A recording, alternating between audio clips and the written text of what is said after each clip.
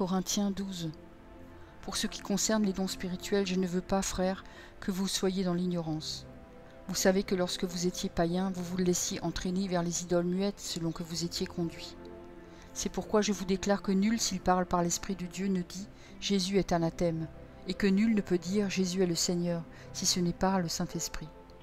Il y a diversité de dons, mais le même Esprit. Diversité de ministères, mais le même Seigneur. Diversité d'opérations, mais le même Dieu qui opère tout en tous. Or, à chacun la manifestation de l'Esprit est donnée pour l'utilité commune. En effet, à l'un est donné par l'Esprit une parole de sagesse, à un autre une parole de connaissance selon le même Esprit. À un autre la foi par le même Esprit, à un autre le don des guérisons par le même Esprit, à un autre le don d'opérer des miracles, à un autre la prophétie, à un autre le discernement des esprits, à un autre la diversité des langues, à un autre l'interprétation des langues. Un seul et même Esprit opère toutes ces choses, les distribuant à chacun en particulier comme il veut. Car comme le corps est un et a plusieurs membres, et comme tous les membres du corps, malgré leur nombre, ne forment qu'un seul corps, ainsi en est-il de Christ. Nous avons tous en effet été baptisés dans un seul esprit, pour former un seul corps, soit juifs, soit grecs, soit esclaves, soit libres, et nous avons tous été abreuvés d'un seul esprit. Ainsi le corps n'est pas un seul membre, mais il est formé de plusieurs membres. Si le pied disait « Parce que je ne suis pas une main, je ne suis pas du corps », ne serait-il pas du corps pour cela ? Et si l'oreille disait « Parce que je ne suis pas un œil, je ne suis pas du corps », ne serait-elle pas du corps pour cela ? Si tout le corps était œil, où serait l'ouïe ? S'il était tout ouïe, où serait l'odorat ? Maintenant Dieu a placé chacun des membres dans le corps comme il a voulu.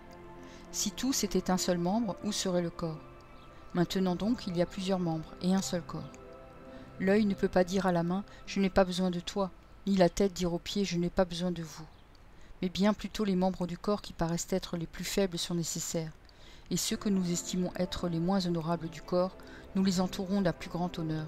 Ainsi nos membres les moins honnêtes reçoivent le plus d'honneur, tandis que ceux qui sont honnêtes n'en ont pas besoin.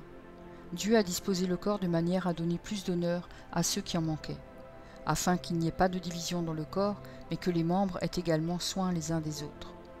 Et si un membre souffre, tous les membres souffrent avec lui. Si un membre est honoré, tous les membres se réjouissent avec lui. Vous êtes le corps de Christ et vous êtes ses membres, chacun pour sa part. Et Dieu a établi dans l'Église premièrement des apôtres, secondement des prophètes, troisièmement des docteurs, ensuite ceux qui ont le don des miracles, puis ceux qui ont les dons de guérir, de secourir, de gouverner, de parler diverses langues. Tous sont-ils apôtres? Tous sont-ils prophètes? Tous sont-ils docteurs? Tous ont-ils le don des miracles? Tous ont-ils le don des guérisons? Tous parlent-ils en langue? Tous interprètent-ils? Aspirez aux dons les meilleurs, et je vais encore vous montrer une voie par excellence.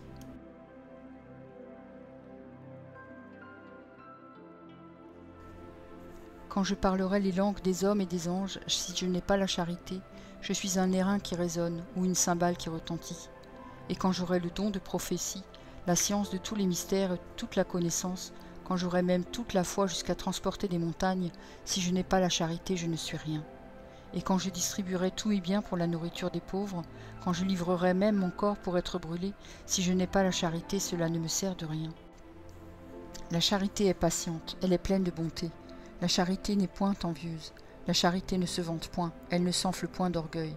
Elle ne fait rien de malhonnête, elle ne cherche point son intérêt. Elle ne s'irrite point, elle ne soupçonne point le mal.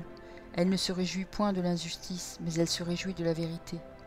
Elle excuse tout, elle croit tout, elle espère tout, elle supporte tout. La charité ne périt jamais. Les prophéties prendront fin, les langues cesseront, la connaissance disparaîtra. Car nous connaissons en partie et nous prophétisons en partie. Mais quand ce qui est parfait sera venu, ce qui est partiel disparaîtra. Lorsque j'étais enfant, je parlais comme un enfant, je pensais comme un enfant, je raisonnais comme un enfant. Lorsque je suis devenu homme, j'ai fait disparaître ce qui était de l'enfant. Aujourd'hui nous voyons au moyen d'un miroir, d'une manière obscure, mais alors nous verrons face à face. Aujourd'hui je connais en partie, mais alors je connaîtrai comme j'ai été connu. Maintenant donc ces trois choses demeurent, la foi, l'espérance, la charité, mais la plus grande de ces choses, c'est la charité.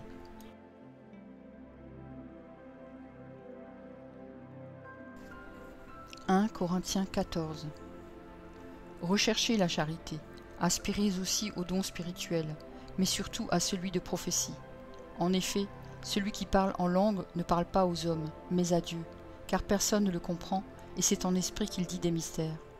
Celui qui prophétise, au contraire, parle aux hommes, les édifie, les exhorte, les console. Celui qui parle en langue s'édifie lui-même, celui qui prophétise édifie l'Église.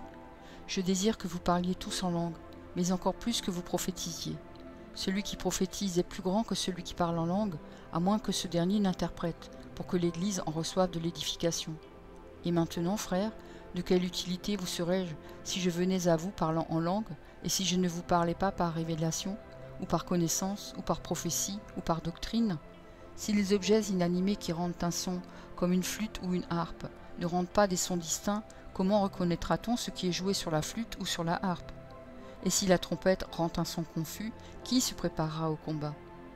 De même vous, si par la langue vous ne donnez pas une parole distincte, comment saura-t-on ce que vous dites, car vous parlerez en l'air?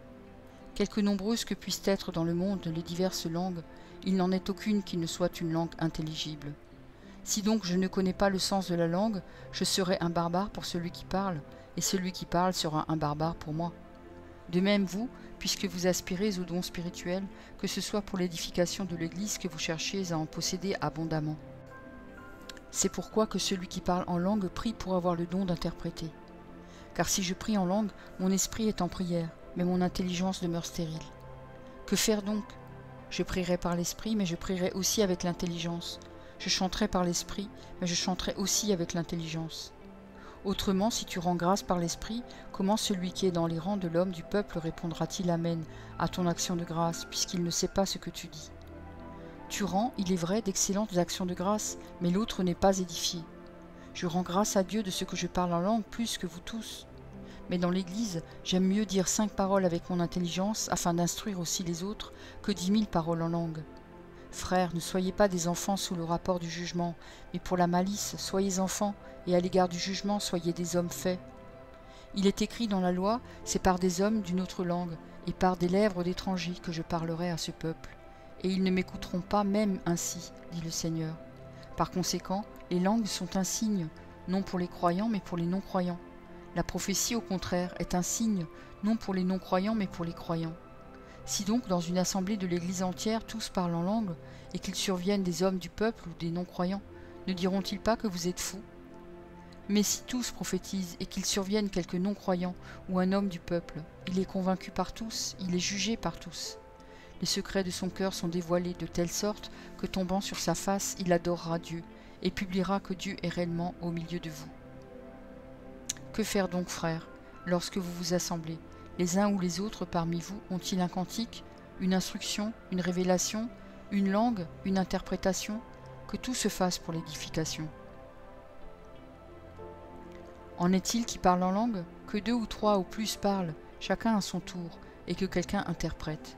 S'il n'y a point d'interprète, qu'on se taise dans l'Église et qu'on parle à soi-même et à Dieu. Pour ce qui est des prophètes, que 2 ou 3 parlent et que les autres jugent. Et si un autre qui est assis a une révélation, que le premier se taise. Car vous pouvez tous prophétiser successivement, afin que tous soient instruits et que tous soient exhortés. Les esprits des prophètes sont soumis aux prophètes.